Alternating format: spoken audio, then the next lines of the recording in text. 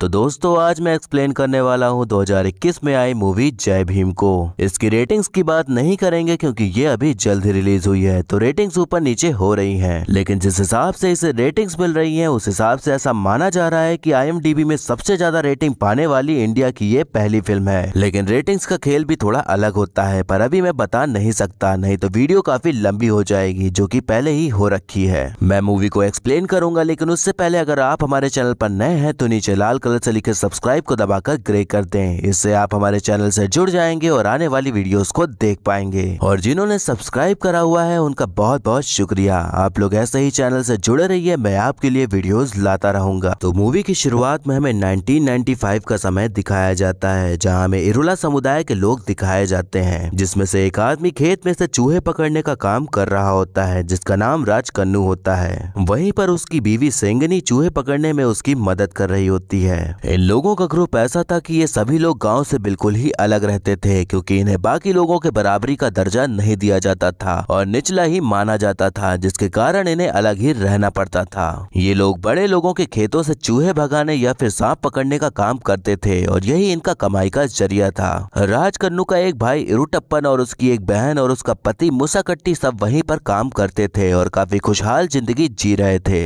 रात होने पर हम देखते हैं कि राजा कन्नू का सेंगनी को लेकर थोड़ा सा दिल मचलने लग जाता है और वो सेंगनी के सामने आने वाले समय में एक और बच्चा करने की डिमांड रखता है। सेंगनी पहले थोड़ा सा ना नुकुर करती है, लेकिन अंदर ही अंदर उसे भी वो प्रोसेस करने की पूरी इच्छा थी जिससे कि बच्चे पैदा होते हैं। तो दोनों ही लोग उस क्रिया पर लग जाते हैं। बाहर काफी तेज बारिश हो रही होती है, जिसकी वजह से मिट्टी से बनी घर की दीवार अचानक से गिर जाती है, जिसे देखकर राजा कन्नू को काफी दुख होता है, क्योंकि उसने सेंगनी से वादा किया था कि मरने से पहले वो उसे एक पक्का घर बना कर देगा, लेकिन जो अभी उसके पास घर था वो उसे ही बचा नहीं पा रहा था।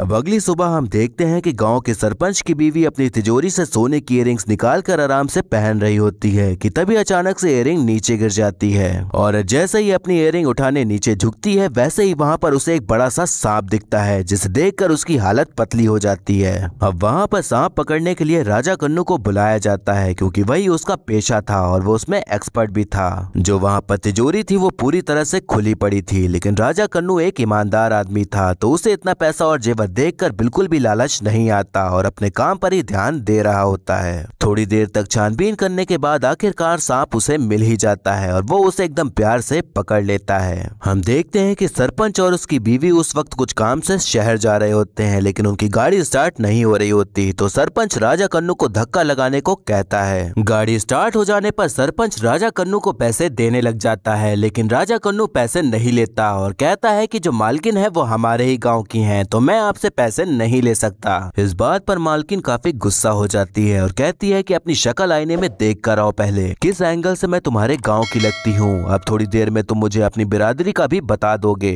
यहाँ पर यह देखने को मिलता है कि राजा कन्नू और उसके समुदाय को इतना नीचा माना जाता था कि लोग उनके गाँव या समुदाय का होना भी पसंद नहीं करते थे। भले ही सभी लोग राजा कन्नू और उनके लोगों से भेदभाव करते थे, लेकिन एक इंसान था जो उनके साथ कभी भी बुरा व्यवहार नहीं करता था, बल्कि उनका भला ही चाहता था, और उस इंसान का नाम मैत्रा होता है। मैत्रा पेशे से एक टीचर थी और वो गांव के बूढ़े जवान बच्चे सभी लोगों को पढ़ाती थी, ताकि सभी थोड़ा पढ़ लिख कर जानकार बन सकें और अपने हक को जान सकें। मैत्रा उनके साथ उनकी हक की लड़ाई भी लड़ती थी, जैसे कि गाँव के किसी भी इंसान का वोटर ID कार्ड नहीं था, क्योंकि उन्हें बहुत ही पिछड़ा माना जाता था। इसीलिए उस चीज का भी हक दिलाने के लिए मैत्रा उनके साथ खड़ी रहती थी, लेकिन किसी बड़े पावर या सोर्स न होने के कारण उन्हें निराशा ही हाथ लगती थी। कुछ दिन बाद राजकन्नू को सेंगनी से पता चलता है कि जो क्रिया उन लोगों ने बरसात की रात की थी उसमें कामयाबी मिल गई है और उसका परिणाम ये आया है कि वो जल्द ही मां बनने वाली है। ये खबर सुनते ही राजकन्नू बहुत खुश हो जाता है और अपनी बेटी अल्ली को लेकर खुशी से नाचने लग जाता है। अब हम देखते हैं कि गाँव के काफी मर्द शहर में काम करने के लिए जा रहे होते हैं, क्योंकि गाँव में तो उतने पैसे नहीं मिलते थे जिससे कि उनका गुजारा हो सके, तो घर के मर्द शहर जाकर पैसे कमाते थे।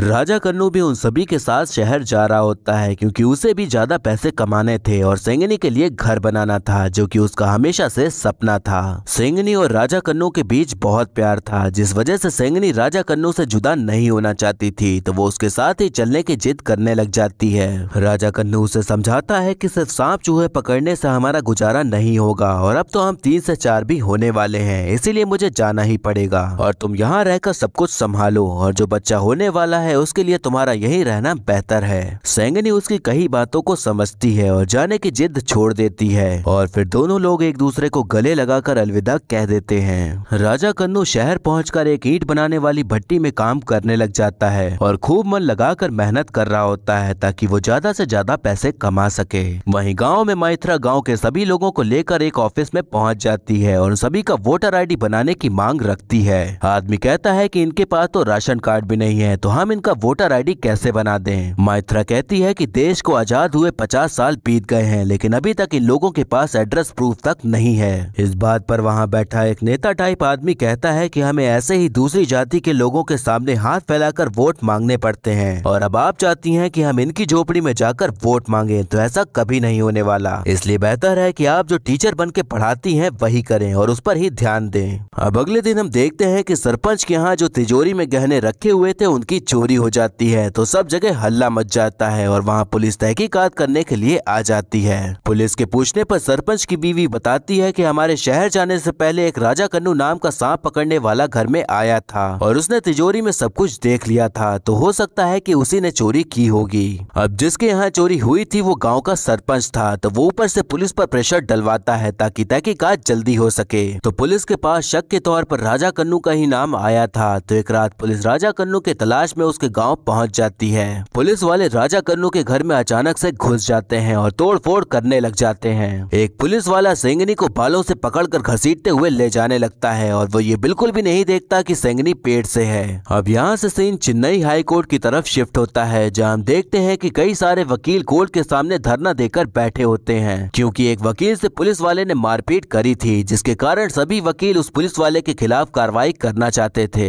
जो इंसान इस आंदोलन की कमान को संभाल रहा होता है उसका नाम एडवोकेट चंद्रू होता है और वो ऐसे ही लोगों को इंसाफ दिलाने में आगे रहता था। चंद्रू का नेचर कुछ ऐसा था कि वो हर उस इंसान की मदद करता था जिसकी कोई भी सुनने वाला नहीं होता था, और वो उस इंसान को इंसाफ दिलाकर ही रहता था, फिर भले ही उसे कुछ मिल रहा हो या नहीं। एक तरह से हम समझ सकते हैं कि वो उन लोगों का मसीहा था जिन्हें ये समाज स्वीकार नहीं करता था और उनको सम्मान देने के बजाय उन पर जुल्म करना ज्यादा पसंद करता था। हम देखते हैं कि चंद्रू कुछ लोगों के साथ मिलकर सरकार के खिलाफ आंदोलन कर रहा होता है कि तभी वहाँ पर सेंगनी मैत्रा और अपने बच्चे के साथ आती है, क्योंकि उसे पता चला था कि चंद्रू ही एक ऐसा इंसान है जो उसकी मदद कर सकता है। चंद्रू उन्हें अपने ऑफिस ले जाता है और सेंगनी से सब कुछ सही और पूरी बात बताने को कहता है। सेंगनी अब सब कुछ बताना शुरू करती है और सीन फिर से वहीं पर शिफ्ट होता है जब पुलिस वाले गांव में आकर सेंगनी पर बिना रहम खाए उसे घसीट कर ले गए थे। उसके बाद पुलिस वाला राजा कन्नू के भाई इरुटप्पन के भी घर जाता है और वैसे ही उसे भी बालों से पकड़कर जीप में डाल देता है जैसे कि वो कोई इंसान नहीं बल्कि कोई सामान हो।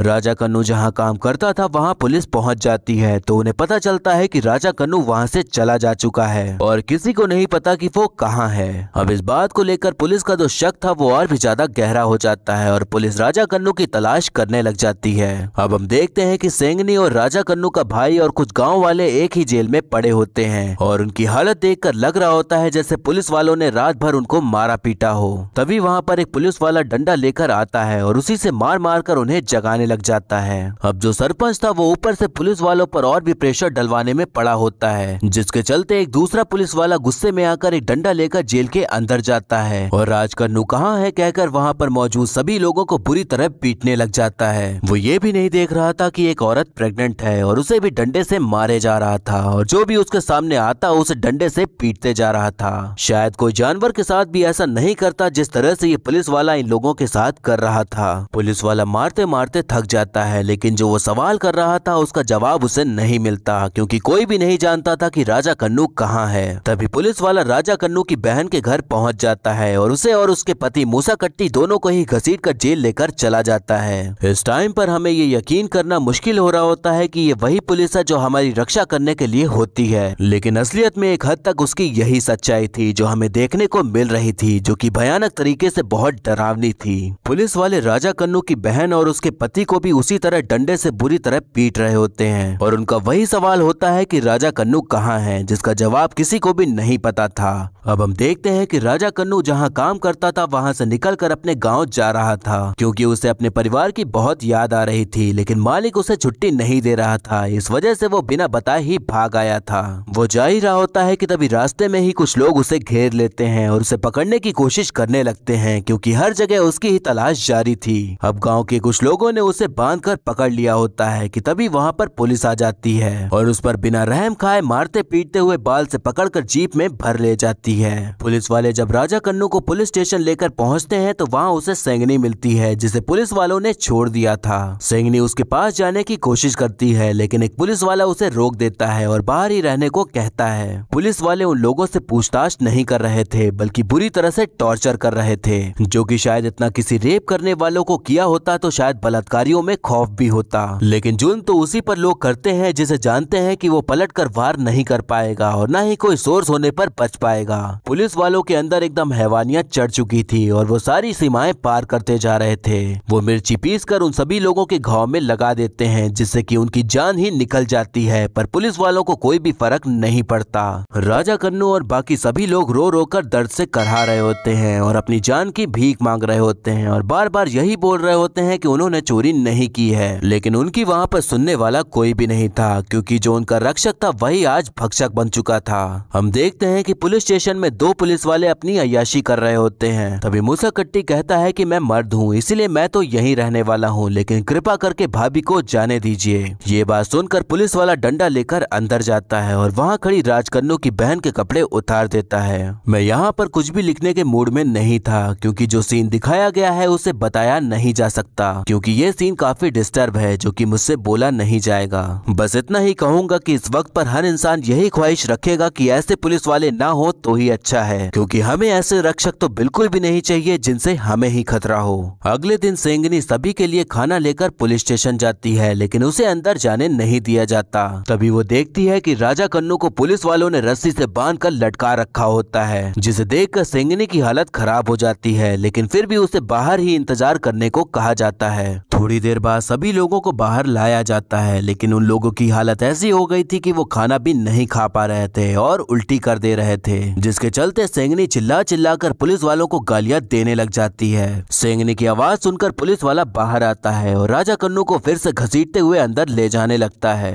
राजा कन्नू मदद के लिए पुकार रहा होता है लेकिन सेंगनी उस वक्त कुछ भी नहीं कर सकती थी क्योंकि वहाँ पर उसकी सुनने वाला कोई भी नहीं था। वहाँ पर एक पुलिस वाला सेंगनी पर दया खाकर कहता है कि मामला और भी ज्यादा बिगड़ता जा रहा है, अगर तुम गांव के किसी बड़े आदमी को लेकर आ जाओ तो शायद तुम्हारा पति छूट सकता है। सेंगनी मदद की उम्मीद लेकर सरपंच के पास जाती है लेकिन सरपंच अपने आप को बहुत ऊंचे दर्जे का समझता था, इसलिए वो उसकी मदद करने को नहीं मानता और उसे खरी खोटी सुनाकर और छोटी जाति की औरत कहकर वहाँ से भगा देता है। अब हम देखते हैं कि सेंगनी रात में अपनी बच्ची को सुला रही होती है कि तभी वहाँ पर एक पुलिस वाला आता है और कहता है कि राजा कन्नू और बाकी दो लोग जेल से फरार हो गए हैं, तो अगर वो यहाँ आए तो समझा देना कि वो बच नहीं पाएंगे। ये बात सुनते ही सेंगनी पैदल पैदल ही पुलिस स्टेशन पहुंच जाती है, ये पता लगाने के लिए कि ये बात सच है या नहीं, लेकिन पुलिस वाला उसे वहां से भगा देता है और कुछ भी क्लियर नहीं बताता। अब हम देखते हैं कि माइत्रा सेंगनी को एक आदमी के पास ले जाती है जो कि एक तरह का संगठन चलाता था जिससे कि सेंगनी की मदद हो सकती थी। आदमी की काफी जान पहचान थी क्योंकि वो एक पॉलिटिकल लीडर था, तो उसके प्रेशर डालने पर पुलिस राजा कन्नू के गुमशुदा होने की रिपोर्ट लिख लेती है।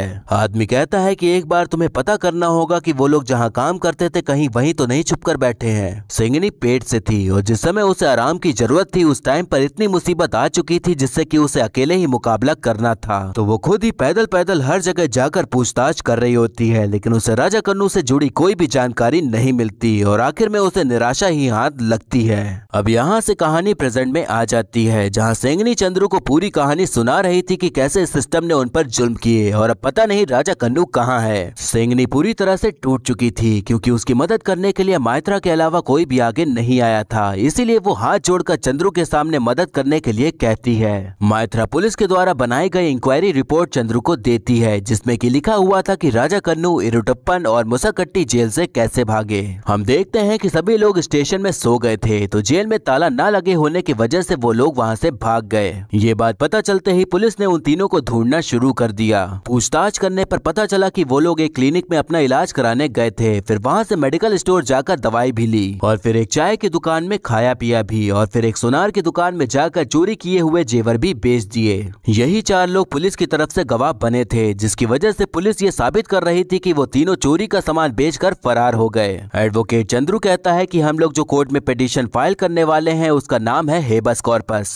इसका मतलब होता है कि अगर किसी को गैर कानूनी ढंग से बंदी बनाया जाता है तो इस पिटीशन की मदद से हम उन लोगों को कोर्ट में हाजिर कर सकते हैं और इसकी मदद से हम यही करने वाले हैं। कोर्ट में 2 जजेस इस पिटीशन की सुनवाई करते हैं। इस पिटीशन में लिखा हुआ है कि तुम्हारा पति पुलिस कस्टडी से लापता हुआ है और तुमने मुझे अपना लॉयर चुना है, तो इसमें तुम अपने दस्तखत कर दो। सिंघनी तो पिछड़े गांव से बिलोंग करती थी, तो उसे पढ़ना लिखना नहीं आता था, इसलिए वो साइन करने के बजाय अंगूठा लगा देती है। चंद्रू कहता है कि राजा कन्नू भागा है, इसके आई विटनेस हैं और कोर्ट सिर्फ सबूत मांगती है जो कि पुलिस के पास है। हम जो बिना सबूत के केस लड़ने जा रहे हैं वो सिर्फ पुलिस के खिलाफ नहीं बल्कि सरकार के भी खिलाफ है, इसलिए कमर कस लो और तैयार हो जाओ लड़ने के लिए। अब हम कोर्ट का सीन देखते हैं जहां चंद्रू जजेस को बताता है कि मेरी जो क्लाइंट है वो इरोला ट्राइब से बिलोंग करती है और चोरी के इल्जाम में इनके पति को पकड़ लिया गया है, लेकिन ये नहीं पता कि इनके पति कहां है और किस हालत में है। इसलिए मैं आपसे रिक्वेस्ट करता हूं कि कोर्ट हेबस कॉर्पस पिटीशन को एक्सेप्ट करे और पुलिस को ऑर्डर दे कि वो उन तीनों को कोर्ट में पेश करे। पब्लिक प्रोसिक्यूटर कहता है कि जिसने पिटीशन फाइल की है वह शेड्यूल ट्राइब से बिलोंग करती है, इसीलिए पब्लिसिटी पाने के लिए इस केस को यूज करा जा रहा है, जिससे कि कोर्ट का ही वक्त बर्बाद होगा। इसलिए मैं चाहता हूं कि ये केस डिसमिस कर दिया जाए। जजेस के पूछने पर सिंघनी सबके सामने आती है। तब वो बताती है कि मेरे पति को पुलिस वाले घसीट कर ले गए और फिर बोलते हैं कि वो भाग निकला, लेकिन मुझे नहीं पता कि सच्चाई क्या है और मेरा एक बच्चा भी होने वाला है, तो मैं फिर कहां जाऊं, इसलिए मेरे बच्चे के पिता को ढूंढ निकालिए। काफी देर तक सोच विचार करने के बाद दोनों जजेस हेबस कॉर्पस पिटीशन को एक्सेप्ट कर लेते हैं और पब्लिक प्रोसिक्यूटर से सभी लोगों को नोटिस भेजने और 3 दिन बाद सुनवाई होने की खबर पहुंचाने को कह देते हैं। पब्लिक प्रोसिक्यूटर एडवोकेट चंद्रू के पास आकर कहता है कि ट्राइब्स और ह्यूमन राइट्स की सहानुभूति से तुम ये केस नहीं जीत पाओगे, क्योंकि किस्मत हमेशा साथ नहीं देती। इस बात पर पलट जवाब देते हुए चंद्रू कहता है कि मैं किस्मत पर भरोसा नहीं करता बल्कि सच्चाई पर करता हूँ। अब कोर्ट के द्वारा सभी पुलिस वालों को कोर्ट में पेश होने की नोटिस भेज दी जाती है, जिससे कि सभी लोग काफी सोच में पड़ जाते हैं कि अब क्या होने वाला है, क्योंकि आगे चलकर उन सभी के कई घिनौने राज खुलने वाले थे। अब कोर्ट की सुनवाई का दिन आ जाता है जहां पब्लिक प्रोसिक्यूटर कहता है कि राजा कन्नू और बाकी 2 लोगों से जब पुलिस पूछताछ कर रही थी तब वो लोग फरार हो गए थे और पुलिस भी उनको ढूंढ रही है और ये सब इंक्वायरी रिपोर्ट में लिखा हुआ है। एडवोकेट चंद्रू कहता है कि अगर उन तीनों ने चोरी की है तो उसकी सजा उन्हें मिलनी ही चाहिए, लेकिन उनके खिलाफ कोई भी FIR फाइल नहीं करी गई। फिर उसके बाद उन तीनों को पुलिस स्टेशन में टॉर्चर किया गया, इसलिए मैं इस इंक्वायरी रिपोर्ट पर भी सवाल उठाना चाहता हूं और अगर क्रॉस एग्जामिन करने की इजाजत मिले तो मैं सच को बाहर ला सकता हूं। पब्लिक प्रोसिक्यूटर इस बात से डिसएग्री करता है क्योंकि हेबस कॉर्पस पिटीशन में ऐसा नहीं किया जा सकता था, पर चंद्रू कोर्ट के सामने कुछ केसेस के एग्जाम्पल पेश करता है और समझाता है कि अगर कोर्ट चाहे तो ऐसा पॉसिबल हो सकता है। काफी देर सोचने समझने के बाद कोर्ट चंद्रू को क्रॉस एग्जामिन करने की परमिशन दे देती है और सारे गवाहों को अगली सुनवाई में पेश होने को कहती है। अब चंद्रू सिंघनी और बाकी सभी लोगों के गांव जाकर सबसे पूछताछ करने लग जाता है, जिससे कि और भी कुछ बातें पता चल सकें और केस में मदद मिले। अब सुनवाई का दिन आ जाता है जहां काफी चर्चाएं चल रही होती हैं, क्योंकि हेबस कॉर्पस केसेस में इतनी सुनवाई नहीं होती थी जितनी इस केस में हो रही थी। अब कोर्ट में सभी गवाह आकर अपनी गवाही देते हैं कि उन्होंने उन तीनों को देखा था, लेकिन उस वक्त चंद्रू एकदम शांत बैठा होता है जैसे कि उसके पास कोई सवाल ही ना हो। पब्लिक प्रोसिक्यूटर कहता है कि अपोजिशन गवाहों को गलत साबित नहीं कर पाए, इसलिए मैं चाहता हूं कि ये केस यहीं पर डिसमिस कर दिया जाए। कोर्ट अपना फैसला सुनाने ही वाली होती है कि तभी चंद्रू उठकर कहता है कि मैं इंस्पेक्टर बाशिम को कटघरे में बुलाना चाहूंगा। चंद्रू इंस्पेक्टर से पूछता है कि उन तीनों ने जहां इलाज कराया था वो पुलिस स्टेशन से कितनी दूर है और जहां से उन्होंने दवाई ली थी वो क्लिनिक कितनी दूर है और किस डायरेक्शन में है। अब इंस्पेक्टर तो वही रट कर आया था जो इंक्वायरी फाइल में लिखा था और जो वकील ने समझाया था, तो वो कुछ भी क्लियर नहीं बता पाता। चंद्रू बताता है कि मैं खुद उस जगह पर गया था जहां उन तीनों ने अपना इलाज कराया था और वो स्टेशन से पूरब की ओर 2 किलोमीटर की दूरी पर है और जहां से उन्होंने दवाइयां खरीदी थी वो क्लिनिक स्टेशन से 1 किलोमीटर दूर पश्चिम की ओर है। मतलब पुलिस की इंक्वायरी रिपोर्ट में ये लिखा है कि पहले कैदी 2 किलोमीटर पूरब की ओर गए और अपना इलाज कराया, फिर वहां पश्चिम की ओर 3 किलोमीटर स्टेशन के सामने से गए और वहां दवाइयां ली। तो इससे साबित होता है कि इंस्पेक्टर ने खुद से रिपोर्ट बनाई ही नहीं है। अब यहाँ पर पुलिस का सारा भांडा फूट जाता है कि उनके द्वारा बनाई गई इंक्वायरी रिपोर्ट पूरी तरह से फर्जी है, जिससे कि पब्लिक प्रोसिक्यूटर की भी बोलती बंद हो जाती है और वो कुछ भी नहीं कह पाता। जजेस कहते हैं कि पुलिस द्वारा पेश किए गए गवाह पूरी तरह से फर्जी हैं, इसलिए सिंघनी द्वारा की गई पिटीशन पूरी तरह से मान्य है और जितने लोगों ने झूठी गवाही दी है उन्हें 6 महीने के लिए जेल भेजा जाए और इंस्पेक्टर बाशिम पर इंक्वायरी बैठाई जाए। अब यहाँ पर चंद्रू को इस केस में थोड़ी सी कामयाबी हासिल हो गई थी और उसने ये तो प्रूव कर दिया दिया था कि जो इंक्वायरी रिपोर्ट थी वो पूरी तरह से फर्जी थी, जिसके चलते उसका केस अब धीरे धीरे मजबूत होता जा रहा था। अब केस पब्लिक प्रोसिक्यूटर के हाथ से धीरे धीरे फिसलता जा रहा था, तो अब उसके हेड को उस केस को हैंडल करने के लिए आगे आना पड़ता है, क्योंकि जो अब तक केस हैंडल कर रहा था उसके बस का अब कुछ भी नहीं रह गया था। एडवोकेट जनरल राम मोहन एक मीटिंग बैठाते हैं जहां पर वो सभी पुलिस वाले आए हुए थे जिन्होंने उन तीनों को टॉर्चर किया था। राम मोहन पब्लिक प्रोसिक्यूटर सहित उन पुलिस वालों को बुरी तरह डांटता है, क्योंकि अब तक वो बस लापरवाही करते आ रहे थे। अगर ये केस चंद्रू जीत जाए तो सरकार पर सवाल खड़े हो सकते थे, लेकिन उसी को रोकना राम मोहन का काम था, इसीलिए अब वो इस केस की कमान को संभाल लेता है। अब हम देखते हैं कि सेंगनी अपने गांव से टेलीफोन के जरिए चंद्रू से बात करने का ट्राई कर रही होती है। तभी वहां पर पुलिस वाला आ जाता है और अपने साथ चलने को कहता है। सेंगनी कहती है कि जब तक वकील साहब नहीं आ जाते तब तक मैं कहीं नहीं जाने वाली।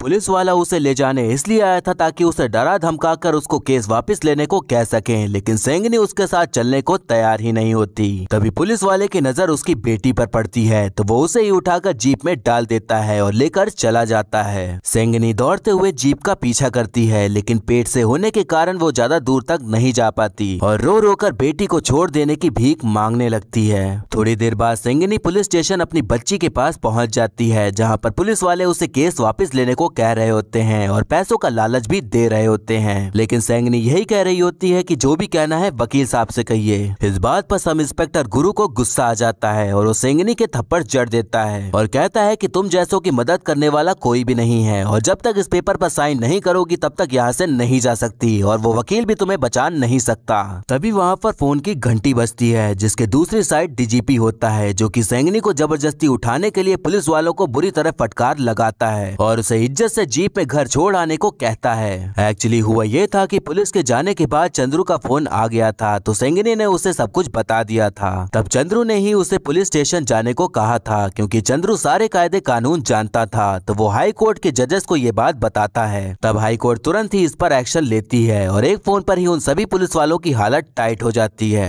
पुलिस वाले सेंगनी से जीप में बैठकर घर छोड़ने के लिए कहते हैं, लेकिन सेंगनी उनकी नहीं सुनती और पैदल ही घर की ओर चलने लग जाती है। पुलिस वाले जीप लेकर उसके पीछे पीछे चल रहे होते हैं और हाथ जोड़कर उसको जीप में बैठने को कह रहे होते हैं, क्योंकि अब उनकी नौकरी पर बात आ गई थी। जो हाथ अब तक मारने के लिए उठ रहे थे, आज वही हाथ उस औरत के सामने झुक गए थे जिसको अब तक इतना प्रताड़ित कर रहे थे। ये सीन देखकर ऐसा एहसास होता है जैसे सिर्फ सेंगनी को ही नहीं बल्कि हमें भी जीत हासिल हो गई हो, क्योंकि जिन लोगों से अब तक सेंगनी न्याय पाने के लिए उनके पीछे भाग रही थी, आज वही हाथ जोड़कर उसके पीछे आ रहे थे। लेकिन सेंगनी अपना आत्मसम्मान दिखाते हुए उनके कहने में नहीं आती। अब कोर्ट की सुनवाई का दिन आ जाता है, जहां एजी राम मोहन राइस मिल के मालिक को बुलाता है, जहां पर इरुटप्पन काम किया करता था। आदमी बताता है कि मेरे पास इरुटप्पन का फोन आया था और वो बता रहा था कि वो तीनों पुलिस को चकमा देकर भाग गए हैं और मामला ठंडा होते ही वो वापस आ जाएंगे, तो यही खबर आप हमारे घर वालों तक पहुंचा दीजिए। आदमी कहता है कि मुझे यकीन है कि वो इरुटप्पन ही था, क्योंकि 10 साल से वो हमारे यहाँ काम कर रहा है, तो मैं उसकी आवाज अच्छे से जानता हूँ। चंद्रू उससे सवाल करता है कि ये बात आपने पहले क्यों नहीं बताई थी और आपको परिवार वालों को पहले बताना चाहिए था।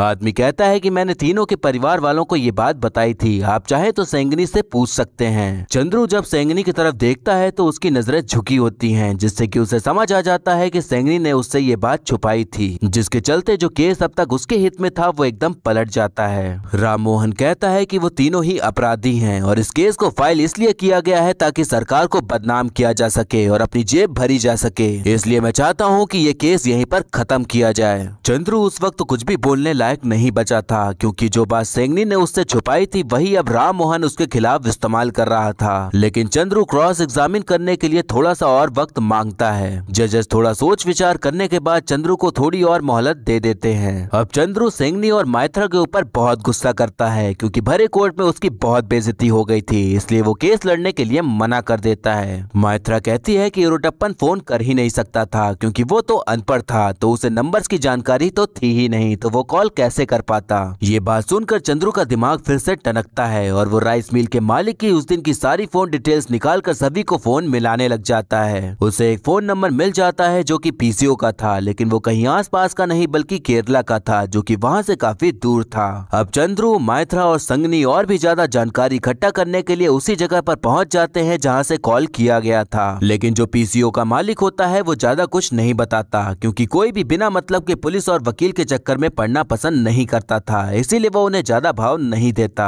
एक दिन सेंगनी चंद्रू से कहती है कि आपको देने के लिए मेरे पास कुछ भी नहीं है, बस ये मंगलसूत्र ही है जो राजा कन्नू ने बहुत मेहनत करके मुझे बनवा कर दिया था, तो यही आपको फीस के तौर पर दे सकती हूँ। चंद्रू कहता है कि हुनर की इज्जत तब होती है जब किसी की भलाई के लिए इस्तेमाल किया गया हो, तो जब तुम्हारे समाज के लोगों को इंसाफ मिलेगा तब मैं चैन से सोऊंगा और वही मेरी फीस होगी। चंद्रू और सेंगनी उसी गांव में घूम घूम कर और कुछ पता लगाने की कोशिश कर रहे होते हैं, लेकिन उनके हाथ कुछ भी नहीं लगता। सेंगनी हताश होकर रोने लग जाती है, जिसे वो पीसीओ वाला आदमी देख रहा होता है। अब हम देखते हैं कि कोर्ट की सुनवाई का दिन आ जाता है, जहां गवाही देने के लिए वो पीसीओ वाला आदमी हाजिर होता है, क्योंकि उससे सेंगनी की हालत देखी नहीं गई थी। आदमी बताता है कि ऐसे तो सभी लोग पीसीओ यूज करते हैं, लेकिन उस दिन पीसीओ के अंदर एक साथ 3 आदमी घुस गए थे, जिसके चलते मेरा ध्यान उस पर गया। मैं उन्हें रोकने के लिए गया तो एक पुलिस वाले ने मुझे रोक दिया और कहा कि हम लोग एक केस से रिलेटेड तहकीकात कर रहे हैं, तो हमें डिस्टर्ब ना करो। आदमी उन 3 पुलिस वालों की पहचान भी करा देता है, जिससे कि क्लियर हो जाता है कि उस दिन इरुटप्पन ने नहीं बल्कि पुलिस वालों ने फोन किया था।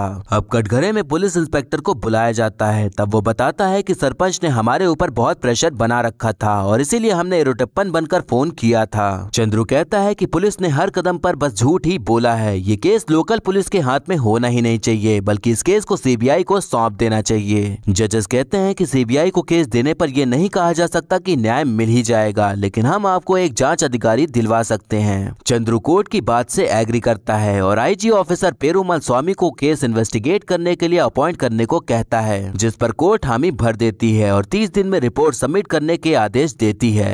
अब चंद्रू ऑफिसर पेरुमल स्वामी से मिलने के लिए जाता है, लेकिन उन दोनों के बीच पहले से ही काफी खींचातानी हो रखी थी, क्योंकि दोनों के ही विचार काफी अलग थे। ऑफिसर कहता है कि तुम पुलिस टॉर्चर के खिलाफ हो, जो कि मुझे भी अच्छा नहीं लगता, लेकिन जब तक पुलिस वाले डंडा ना उठाएं तब तक चोर अपना गुनाह कबूल नहीं करता।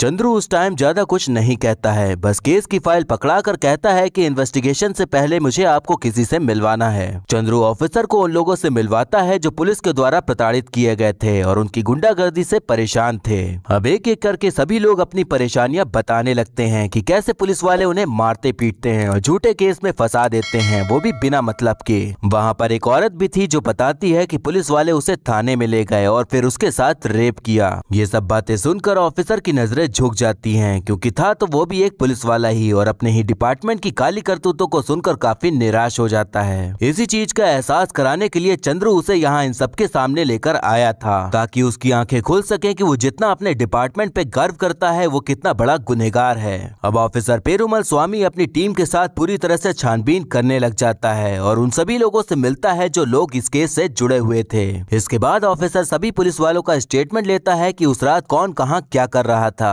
उसी बीच एक पुलिस वाला ऑफिसर को वो सब बताने लग जाता है जो उसने देखा था। जब एक पुलिस वाला औरत के कपड़े उतार कर मार रहा था, तब इसी पुलिस वाले ने उसे रोका था और औरत को जेल से निकाल कर उसे कपड़े देकर वहां से जाने के लिए कहा था। पुलिस वाला कहता है कि औरत वहां रहती तो जरूर खुदकुशी कर लेती।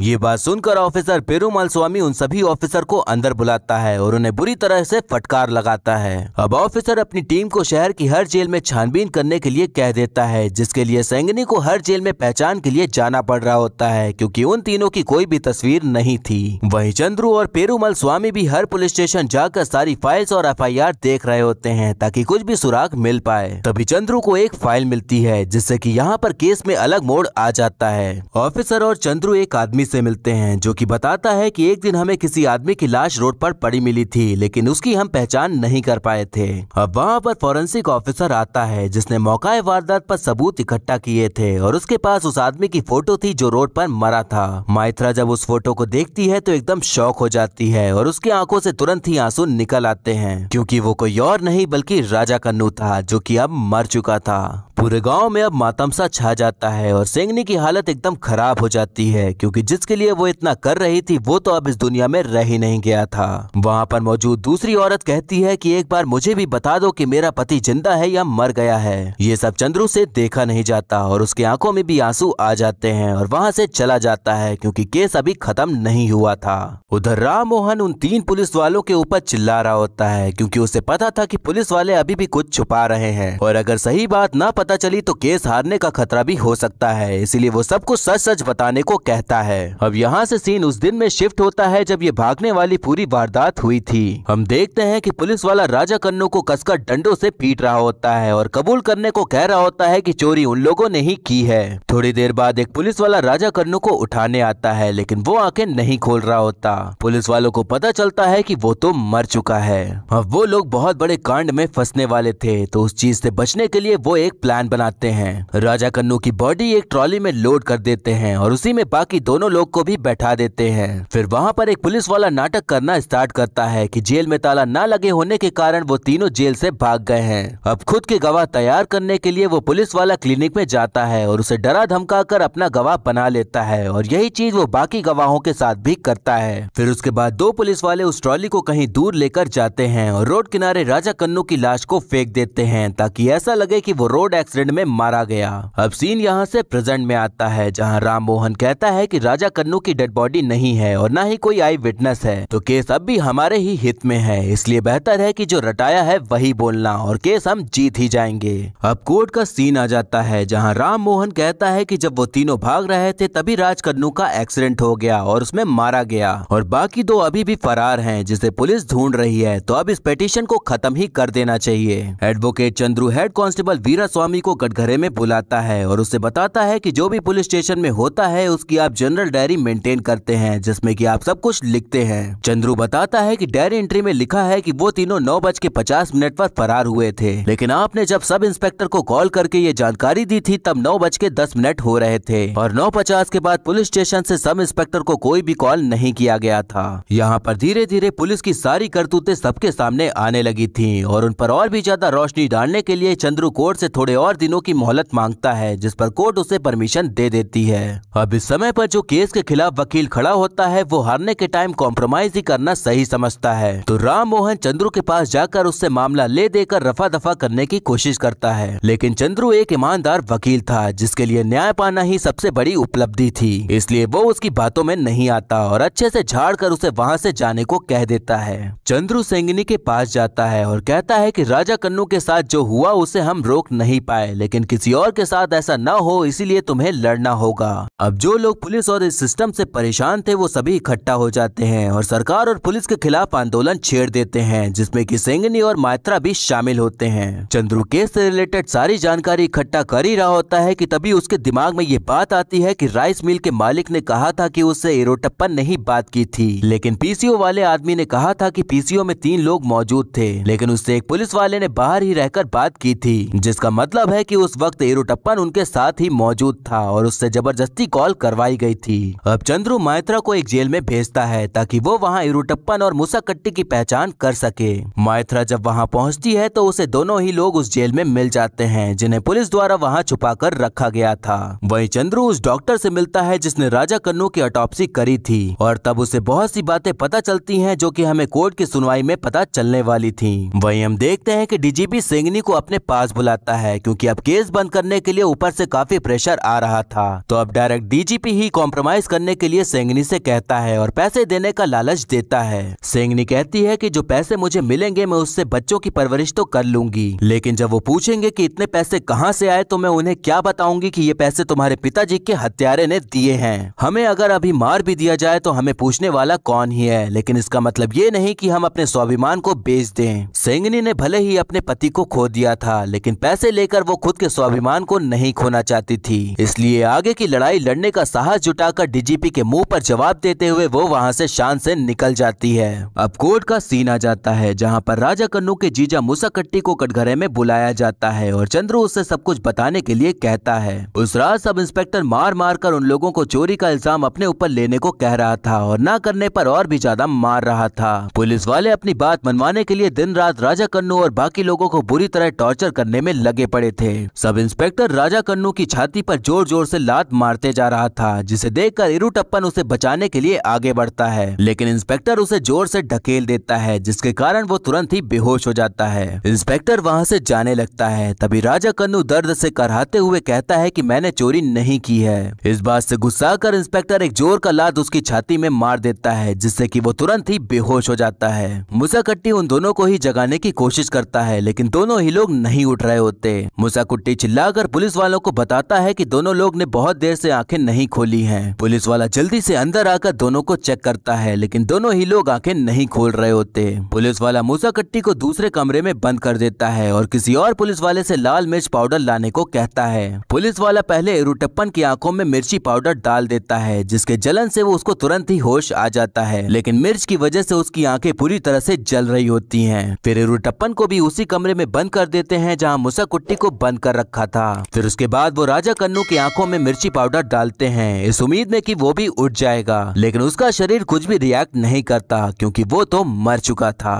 चंद्रू कहता है कि राजा कन्नू की ऑटोप्सी रिपोर्ट कहती है कि दिल में पसली की हड्डी घुसने की वजह से उसकी मौत हुई, लेकिन असलियत ये है कि सब इंस्पेक्टर गुरु ने बार बार राजा कन्नू के छाती पे लात मारी, जिसकी वजह से उसकी मौत हो गई। इस चीज को समझाने के लिए चंद्रू ऑटोप्सी डॉक्टर को कटघरे में बुलाता है। डॉक्टर बताता है कि राजा कन्नू की जब मैंने ऑटोप्सी करी तो उसके चेहरे और दाढ़ी से मिर्ची पाउडर के अवशेष मिले थे। डॉक्टर कहता है कि आंखों में मिर्ची पाउडर लगाकर कोई इतना दूर तो नहीं जा सकता, और अगर वो जिंदा होता तो उसकी बॉडी में कुछ रिएक्शन होता, लेकिन उसकी बॉडी ने बिल्कुल भी रिएक्ट नहीं किया, जिससे ये क्लियर हो जाता है कि उसकी मौत रोड पर फेंके जाने से पहले ही हो गई थी। अब चंद्रू कटघरे में ऑफिसर पेरुमल स्वामी को बुलाता है ताकि ये खुलासा हो सके कि आखिर में असली चोर कौन है। ऑफिसर बताता है कि जिस लॉकर से जेवर चोरी हुए वहाँ पर से 2 लोगों के फिंगरप्रिंट्स मिले। तहकीकात के दौरान ऑफिसर ने उस सुनार से बात करी थी जिसके पास जेवर बेचे गए थे। तब पता चला कि चोर रवि ने उसे कमीशन देने की बात करी थी, इसीलिए उसने झूठी गवाही दी थी, क्योंकि इन सब में सब इंस्पेक्टर गुरु भी शामिल था, क्योंकि उसे पता था कि चोरी किसने की है। इंस्पेक्टर गुरु रवि को ब्लैकमेल करके उससे पैसे की मांग करता है और उसको पकड़ने के बजाय राजा कन्नू को ही फंसा देता है। चंद्रू बताता है कि जहां पर राजा कन्नू की डेड बॉडी मिली थी वहां पर टायर और जूतों के निशान मिले थे, और वो टायर के निशान पुलिस के वैन से मिलते हैं, और जूतों के जो निशान है वो एसआई गुरु और पुलिस ऑफिसर कृपा से मैच होते हैं। और इस सबूत से ये क्लियर हो जाता है कि राजा कन्नू की मौत पुलिस द्वारा लॉकअप में टॉर्चर किए जाने की वजह से हुई थी।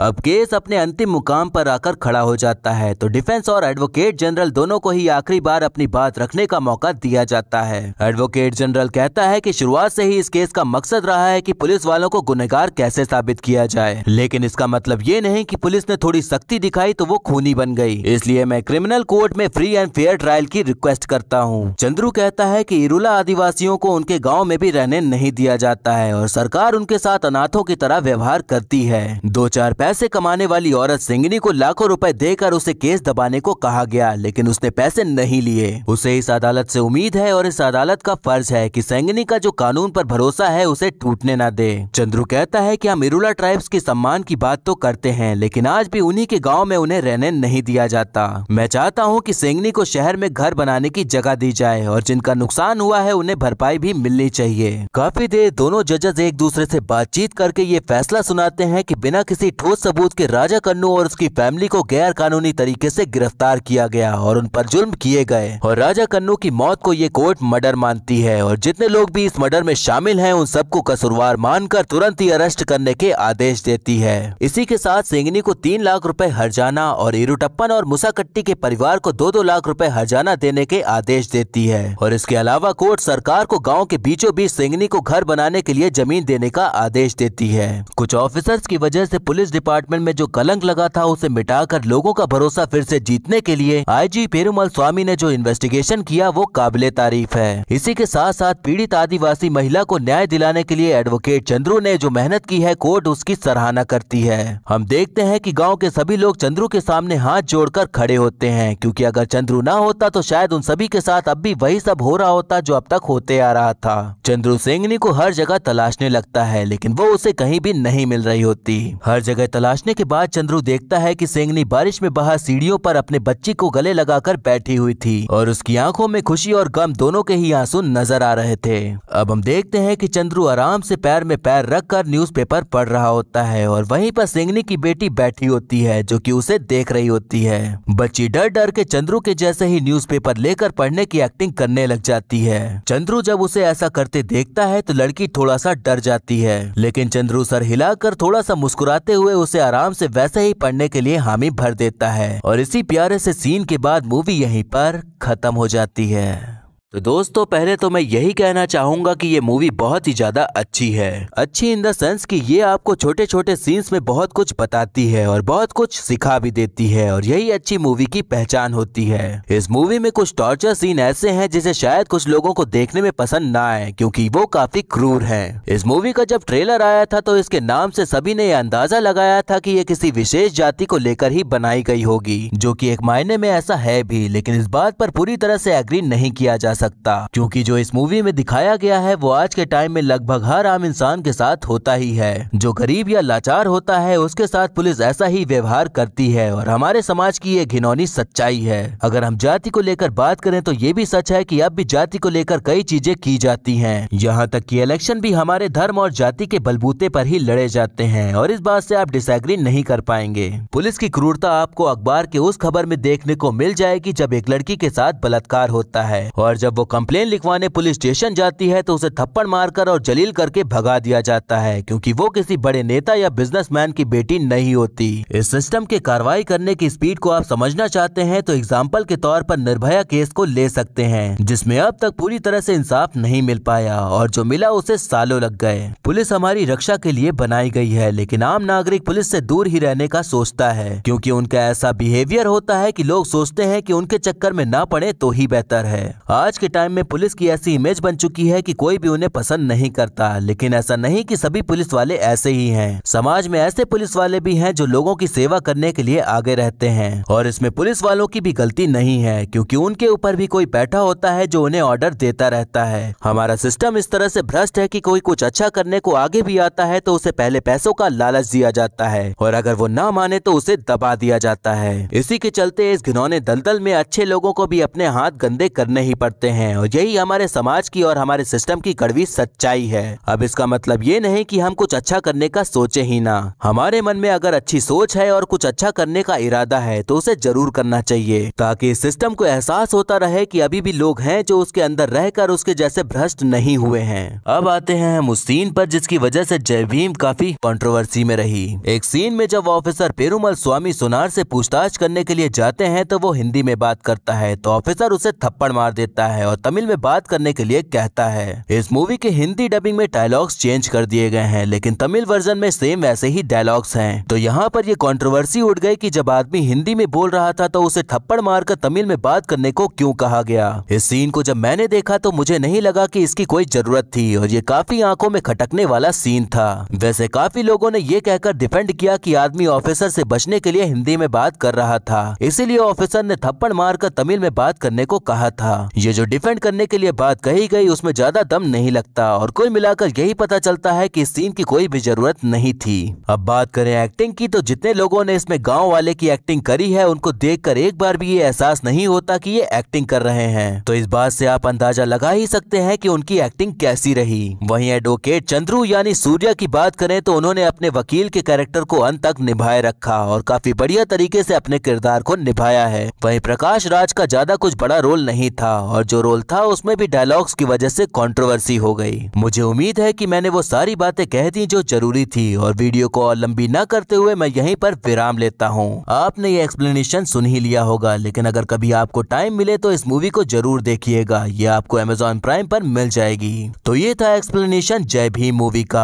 आपको मूवी और मेरा एक्सप्लेन करना कैसा लगा ये कमेंट करके जरूर बताइएगा, और ऐसे ही आने वाली वीडियोस देखते रहने के लिए हमारे चैनल को सब्सक्राइब करें और बेल आइकन दबा दें, जिससे कि आपको नई वीडियोस की नोटिफिकेशन मिल जाएगी। और वीडियो अच्छी लगी हो तो लाइक जरूर करें, आपके लाइक और कमेंट से मुझे और भी वीडियोस बनाने का मोटिवेशन मिलता है। तो मिलते हैं नेक्स्ट वीडियो में, तब तक के लिए टाटा बाय बाय और नमस्ते।